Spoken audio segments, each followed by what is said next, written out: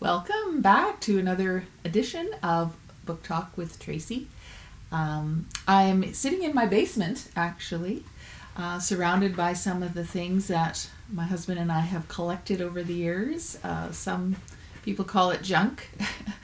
We call it treasure, but we kind of have always enjoyed, antiques and certainly, different artifacts from around places where we visited, sort of just cool knickknacks and things like that. So I'm always trying to find a new location for these book talks. So I thought, well, why not try the basement today, and in amongst some of my things that I've collected over the years in my travels. And that's a really great segue into the book that I want to talk about today, which is called Life is a Highway: Advice and Reflections on Navigating the Road of Life.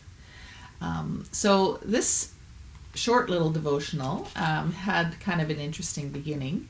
I was asked to speak at a women's retreat a number of years ago at a place called Camp Sagatawa, which is on Moberly Lake in northern BC. And it was not only a Christian women's retreat, but it was also celebrating, I believe, the 75th anniversary of the opening of the Alaska Highway. And so I put together a series of talks to talk about at that retreat based around those two things, because I actually know a little bit about the Alaska Highway. I have, in fact, lived at 3 different locations on the highway. I've lived in Dawson Creek, I've lived in Fort St. John, and I've lived in Watson Lake, Yukon. And I've also driven the whole entire Alaska Highway from Dawson Creek to Delta, Alaska, because we used to live in the Yukon, and so I've traveled all around that northern area. And so I was like, I can do that. I can talk about that. So the main scripture for this little devotional is from Luke chapter 24. I believe it's the road to Emmaus, where there's 2 guys walking along the road, and Jesus joins them, unknown to them that it's him, and they're talking about the current events of the day.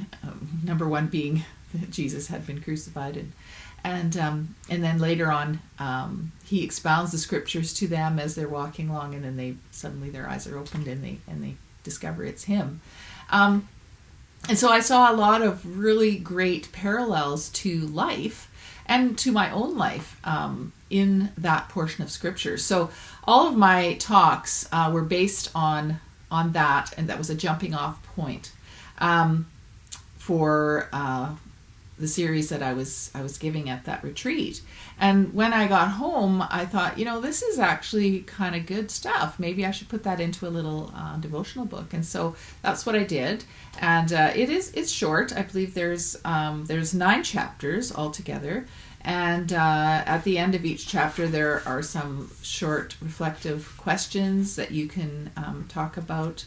It's full of anecdotes from my own life to sort of illustrate the point from each thing. And so it has been used in Bible studies, small group studies and things like that.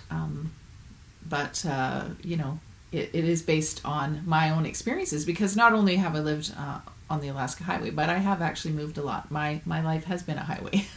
I've moved 30 times, probably more than that. It just depends how you slice and dice. Some of those were within the same community, or we'd move back to the same community more than once. We'd move away and then we'd come back, move away somewhere else, come back. But each time you're still packing those boxes, so it counts. By my last tally, I think there's 14 different cities, definitely 5 provinces and territories that I've lived in: Manitoba, Saskatchewan, British Columbia, Yukon, and the Northwest Territories.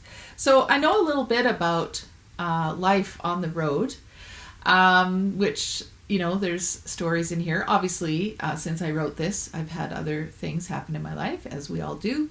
But, I think you'll enjoy it. It's an easy read. I've had good response. People say, it was fun to read. It was informative, and they enjoyed the little reflective questions at the end.